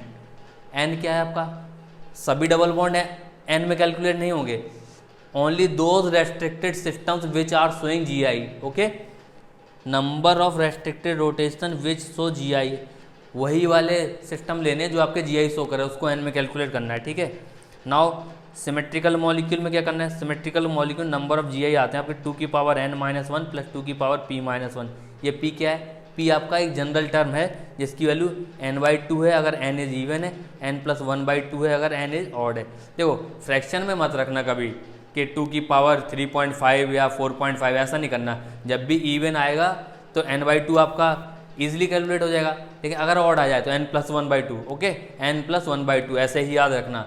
अगर ऑड आएगा तो n+1/2, ऑड में अपने को फ्रैक्शन में नहीं रखना 3.5। ओके, नाउ मॉलिक्यूल सिमेट्रिकल है कि अनसिमेट्रिकल, ये कैसे देखते हैं। देखिए अगर आपके इवन नंबर ऑफ कार्बन है तो एग्जैक्टली बीच में आ जाओ मॉलिक्यूल के, कितने बीच में, ठीक है। और अगर अनसिमेट्रिकल मॉलिक्यूल है तो एग्जैक्टली बीच वाले कार्बन पे आ जाओ। फिर क्या करते हैं, वहाँ से लाइन ड्रॉ करके दोनों साइड चेक करते हैं, क्रॉस वेरीफाई। अगर सेम मैच करता है एंड तक तो आपका सिमेट्रिकल हो जाएगा। अगर कहीं भी पॉइंट ऑफ डिफरेंस आ गया तो क्या हो जाएगा आपका अनसिमेट्रिकल। जस्ट लाइक इसमें देखते हैं कितने कार्बन में, 1 2 3 4 5 6 7। अगर 7 कार्बन है तो मैं इसके बीच वाले कार्बन पे आता हूँ, ये रहा बीच वाला कार्बन। ओके, इस साइड डबल बॉन्ड, ये साइड डबल बॉन्ड है, ये साइड सिंगल बॉन्ड है, तो कैसा हो गया आपका अनसिमेट्रिकल। ओके, अनसिमेट्रिकल हो गया। क्या ये पाई बॉन्ड आपका जीआई शो कर रहा है, एग्जैक्टली कर रहा है। क्या ये वाला पाई बॉन्ड आपका जीआई शो कर रहा है, जी कर रहा है बिल्कुल। तो एन की वैल्यू कितनी होगी आपकी 2। मॉलिक्यूल कैसा अनसिमेट्रिकल, तो नंबर ऑफ जीआई का फॉर्मूला क्या था, अभी मैंने बताया था 2 की पावर n, दैट मीन्स 2 की पावर 2, दैट इज़ 4 आइसोमर्स। इसके कितने आएंगे, 4 आइसोमर्स बनेंगे। क्लियर है। नाउ ये मॉलिक्यूल देखिए कितने कार्बन, 1 2 3 4 5 6, मतलब 6 कार्बन। तो मैं यहाँ पे खड़े होकर देखूंगा कि सिमेट्रिकल है कि अनसिमेट्रिकल। इस साइड कार्बन है, इस साइड भी कार्बन, इस साइड डबल बॉन्ड, इस साइड डबल बॉन्ड, इस साइड CH, इस साइड भी CH, इस साइड CH3, इस साइड भी CH3। मतलब ये मॉलिक्यूल आपका कैसा है, symmetrical. Okay, now symmetrical molecule GI centre देखिए जरा, क्या ये जीआई शो कर रहा है, ये वाला कर रहा है। क्या जीआई शो कर रहा है, कर रहा है। पीछे कंडीशन बता चुका हूँ मैं कैसे जीआई चेक करना है, शो कर रहा है कि नहीं कर रहा, ठीक है। A not equal to B, X not equal to Y। Okay, very good. Now number of GI का फॉर्मूला क्या था, 2 की पावर n-1 प्लस 2 की पावर p-1।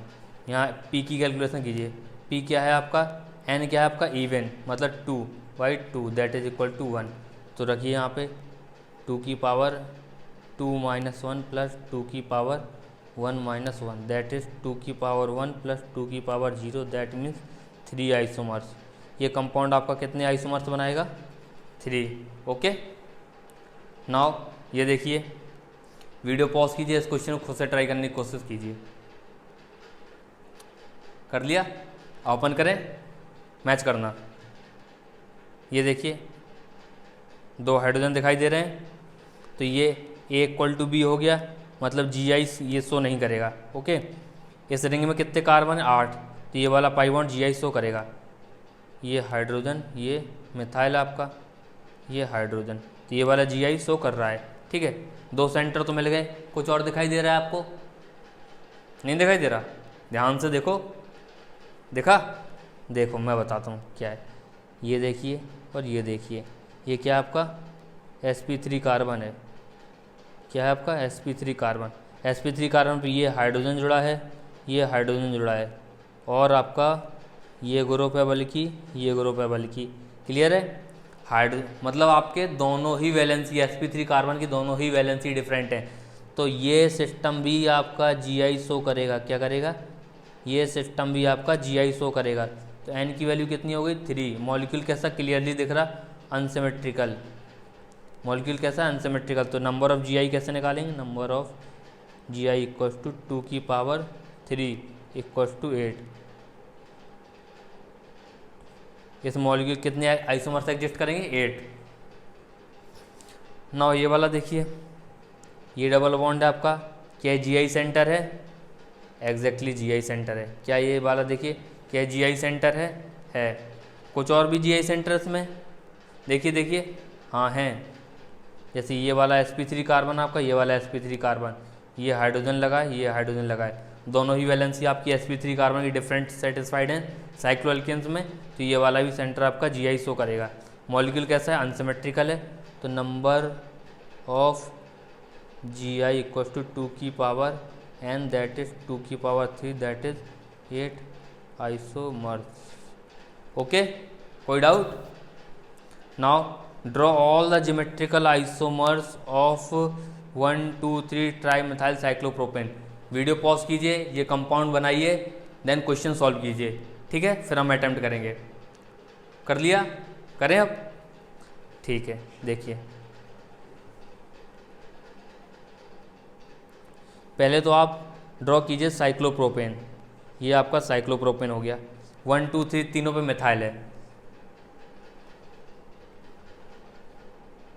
ये मिथाइल, ये मिथाइल, ये मिथाइल। देखिए मैंने क्या किया, साइक्लोप्रोपेन लिया है, जैसे आपका ये साइक्लोप्रोपेन है 3, 1, 2, 3 ये साइक्लोप्रोपेन है, तीनों पे मैंने मिथाइल ऊपर की तरफ लगा दिया, ठीक है? तीनों पे मैंने मिथाइल ऊपर की तरफ लगा दिया है। अब नेक्स्ट कंपाउंड में क्या करूँगा, एक मिथाइल को नीचे लाऊंगा। क्या करूँगा? एक मिथाइल को नीचे लाऊंगा। तो क्या बनाया मैंने? नेक्स्ट मैंने बनाया,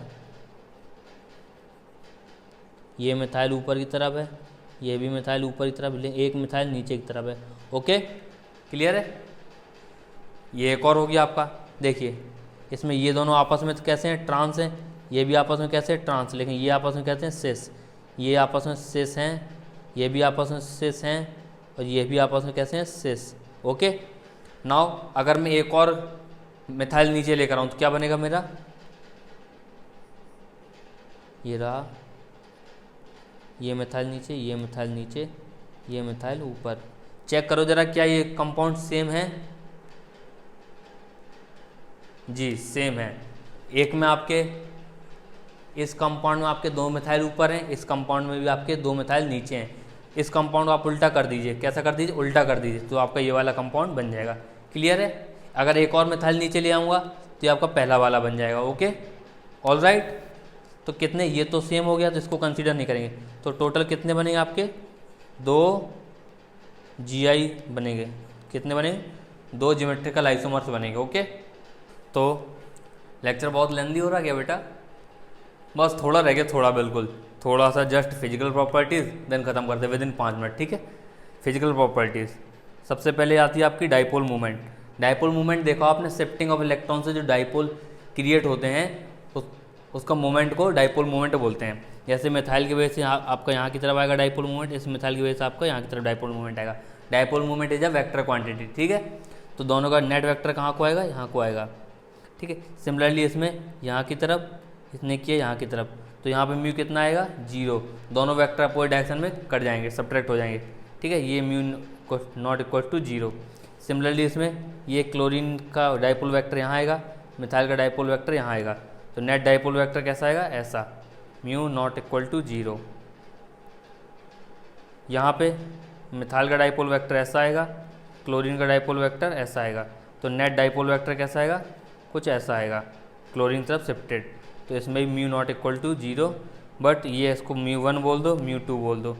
μ1 इज़ ग्रेटर देन μ2, क्योंकि सेम वेक्टर, सेम डायरेक्शन में अगर वेक्टर ऐड होंगे तो ज़्यादा डाइपोल आएगा आपका। Right the dipole movement order. ये क्या है आपका? ऑर्थो जो कंपाउंड आपके, उनके बीच में एंगल कम होगा, तो इसका डाइपोल वेक्टर कैसा आएगा? ऐसा आएगा। ये आपके मेटा हैं, ये आपका एक डाइपोल, ये आपका दूसरा डाइपोल, दोनों का रिजल्टेंट ऐसा आएगा। ओके, इसका डाइपोल ऐसा, इसका डाइपोल ऐसा, तो म्यू इक्वल टू 0। ये क्या है आपका? सबसे ज़्यादा म्यू आएगा इसमें, इसमें थोड़ा म्यू आएगा, और इसका म्यू 0 हो जाएगा। ओके, इसको 1 दे दूँ, इसको 2 दे दूँ, इसको 3 दे दूँ, तो μ1 सबसे ज़्यादा, देन μ2, देन आपका μ3। All right. देखिए डाइपोल मूवमेंट का एप्लीकेशन क्या है? डाइपोल मूवमेंट जिसका ज़्यादा होता है उस मॉलिक्यूल में पोलरिटी ज़्यादा होती है। क्या होती है? ज़्यादा पोलरिटी। एंड इसका एप्लीकेशन हम लोग करते हैं सॉल्युबिलिटी में। जिसका डाइपोल मूवमेंट ज़्यादा उसकी पोलरिटी ज़्यादा, and polar solvent dissolve polar solute, ठीक है। लाइक डिजॉल्व लाइक, आपने पढ़ा होगा like dissolve like, polar polar में सॉल्यूबल है और नॉन पोलर में सॉल्यूबल है, ठीक है। तो जिसकी पोलरिटी ज़्यादा उसका डाइपोल मूवमेंट ज़्यादा, या जिसकी डाइपोल मूवमेंट ज़्यादा उसकी पोलरिटी ज़्यादा, और उसका पोलर सॉल्वेंट में सॉल्युबिलिटी ज़्यादा। ओके, स्टेबिलिटी देखते हैं। ये मिथाइल ये कैसा आपका सिस कॉन्फ़िगरेशन है, ये कैसा है ट्रांस कॉन्फ़िगरेशन है। ओके, तो सिस कॉन्फ़िगरेशन में ये क्या कर रहे हैं, रिपेल कर रहे हैं आप अपने आप को रिपेल कर रहे हैं, तो स्टेबिलिटी किसकी ज़्यादा हुई, ट्रांस की। नाउ हियर मिथाइल इथाइल ज़्यादा रिपेल करेंगे या मिथाइल इथाइल, ये आपकी स्टेबिलिटी किसकी ज़्यादा होगी, स्टेबिलिटी इसकी ज़्यादा होगी। ओके, ये कैसे हैं आपके इथाइल और मिथाइल, ये आपकी 1 है, ये आपका इस साइड आपका 1 है, तो ये कैसे हैं आपके ई कॉन्फ़िगरेशन में, किस में कॉन्फ़िगरेशन में, ई कॉन्फ़िगरेशन में। ये कैसे हैं जूसामन जेड कॉन्फ़िगरेशन में, तो स्टेबिलिटी किसकी ज़्यादा है, ई कॉन्फ़िगरेशन की। नाउ मेल्टिंग पॉइंट में एक बहुत इंपॉर्टेंट फैक्टर है बेटा। सबसे पहले तो मॉलिक्यूलर वेट पे मेल्टिंग पॉइंट आपका डिपेंड करता है, देन आपका पैकिंग एफिशिएंसी बहुत इंपॉर्टेंट फैक्टर है, कई जगह यूज आएगा आपका मेल्टिंग पॉइंट डिसाइड करने के लिए। ओके, जो आपके सैचुरेटेड अनसैचुरेटेड फैटी एसिड हैं, कोई जमा होता है कोई लिक्विड होता है, ये भी आपका पैकिंग एफिशिएंसी के अकॉर्डिंग डिसाइड होता है। तो मेल्टिंग पॉइंट आपका पैकिंग एफिशिएंसी से डिसाइड होता है, ये चीज़ बहुत ध्यान रखनी है आपको, ये ज़्यादातर बच्चे भूल जाते हैं। मेल्टिंग पॉइंट आपका पैकिंग एफिशिएंसी। अब देखिए ये कैसा आपका सिस कॉन्फ़िगरेशन है, ये क्या आपका पाई इलेक्ट्रॉन क्लाउड, क्या है आपका पाई इलेक्ट्रॉन क्लाउड। तो सिस कॉन्फ़िगरेशन वाइज जो मॉलिक्यूल होते हैं उनका पाई इलेक्ट्रॉन क्लाउड उनको फिट नहीं होने देता सही से, तो इनकी पैकिंग एफिशिएंसी जो होती है बेटा वो कम हो जाती है। लेकिन ट्रांस में देखो ज़रा, ट्रांस में कुर्सी की तरह फिट होते चले जाते हैं एक दूसरे से, क्या होते जाए कुर्सी की तरह फिट होते चले जाते हैं। तो इसकी पैकिंग एफिशिएंसी क्या होती है, ज़्यादा। इसकी ट्रांस की पैकिंग एफिशिएंसी ज़्यादा होती है तो मेल्टिंग पॉइंट भी ज़्यादा हो जाएगा। ओके, नाउ बॉइलिंग पॉइंट सबसे पहले आपका मेजर फैक्टर है मॉलिक्यूलर वेट, देन आपका सरफेस एरिया भी आपका ब्रांचिंग के अकॉर्डिंग कम होता है। जितनी ज़्यादा ब्रांचिंग किसी मॉलिक्यूल में उतना ही कम सरफेस एरिया है। लेट सपोज आपका स्ट्रेट चेन हाइड्रोकार्बन है, अगर मैं इसमें ऐसे कई सारी ब्रांचेस लगा दूँ, इसी को तोड़ के इसकी ब्रांचेस में कन्वर्ट कर दूँ, तो क्या हो जाएगा, सरफेस स्फेरिकल मॉलिक्यूल में कन्वर्ट हो जाएगा, और स्फेरिकल मॉलिक्यूल्स का आपका सरफेस एरिया कम हो जाएगा। ओके, तो जितनी ज़्यादा ब्रांचिंग उतना कम surface area. Okay, inversely proportional है। देन आपका boiling point directly proportional to van der Waals forces. अब वैन डर वाल्स फोर्सेज क्या होते हैं, these are weak molecular forces, ठीक है। सबसे ज़्यादा आपका strongest van der Waals force कौन सा होता है, हाइड्रोजन बॉन्डिंग। और कौन से वैन डर वाल्स फोर्सेज होते हैं, ion dipole, ion induced dipole, dipole, ठीक है। ये 2 एग्जाम्पल मैंने यहाँ पे मेंशन किए हैं, ठीक है। नाउ ओके, 1-2 क्वेश्चन देखते हैं। जैसे ये क्वेश्चन रहा आपका, ये कौन से कॉन्फ़िगरेशन में है, सिस कॉन्फ़िगरेशन में, ये कैसे ट्रांस कॉन्फ़िगरेशन में। तो देखिए इसका डाइपोल कहाँ आएगा, ऐसा आएगा डाइपोल, नेट डाइपोल, सॉरी ऐसा नहीं, ऐसा आएगा नेट डाइपोल, ऐसा आएगा। ये मिथाइल का डाइपोल ऐसा आएगा, ये मिथाइल का डाइपोल ऐसा आएगा, तो नेट डाइपोल ऐसा, म्यू नॉट इक्वल टू 0। यहाँ पे देखिए ये वाला म्यू इक्वल टू 0, ठीक है। तो जिसका म्यू नॉट इक्वल टू 0 है तो उसके डाइपोल इंटरेक्शन आएंगे मॉलिक्यूल्स में। अगर डाइपोल इंटरेक्शन आएंगे तो मॉलिक्यूल्स आपस में ज़्यादा इंटरेक्ट करेंगे तो उनका बॉइलिंग पॉइंट बढ़ जाएगा। तो आपका सिस का बॉइलिंग पॉइंट कितना है, ज़्यादा है, ट्रांस से ज़्यादा है। ओके, नाउ नेक्स्ट क्वेश्चन क्या आपका CH3Cl, CH3Br, CH2Br2, CH3Br3। इसमें आपको बॉइलिंग पॉइंट डिसाइड करना है। मैंने आपको बताया था बॉइलिंग पॉइंट का सबसे बड़ा फैक्टर क्या है, बॉइलिंग पॉइंट का सबसे बड़ा फैक्टर आपका मॉलिकुलर वेट। सबसे पहले मॉलिकुलर वेट देख लो, जिसका मॉलिकुलर वेट ज़्यादा उसका बॉइलिंग पॉइंट ज़्यादा। ऐसा क्यों होता है, मॉलिकुलर वेट बढ़ने से बेटा होता क्या है, साइज बढ़ जाते हैं मॉलिक्यूल्स के, और उनका इंटरेक्शन जो है आपस में वो बढ़ जाता है, और इंटरेक्शन बढ़ने से इनका बॉइलिंग पॉइंट बढ़ जाता है। सबसे ज़्यादा मॉलिकुलर मास इसका है, देन इसका। तो बॉइलिंग पॉइंट का जो आपका ऑर्डर आने वाला है, सबसे ज़्यादा आपका D का आएगा, फिर C का, देन B का, देन A का। ओके, देखो हो गया ख़त्म, सारी फिजिकल प्रॉपर्टीज़ हमने कवर कर ली ज्योमेट्रिकल आइसोमर्स की। देखिए पिछले लेक्चर हम लोगों ने स्ट्रक्चरल आइसोमेरिज्म पढ़ा था, उससे पहले आईयूपीएसी ख़त्म किया था। Now conformational and geometrical isomerism ख़त्म कर लिया है। अब अपकमिंग लेक्चर में हम लोग ऑप्टिकल आइसोमेरिज्म भी ख़त्म कर रहे होंगे, ठीक है। इससे आई होप आपको सारा समझा होगा। अगर कुछ भी आपको कहीं भी दिक्कत है, do let us know in the comment section. आप अपनी क्वेरीज लिखिए, कहीं भी आपको प्रॉब्लम आ रही है, डाउट लिखिए, हम उसको सब्सिक्वेंट लेक्चर में कवर करेंगे, ठीक है। ज़्यादा लेक्चर को बड़ा नहीं करते हैं। आई होप आपको सारा समझा होगा। Thank you.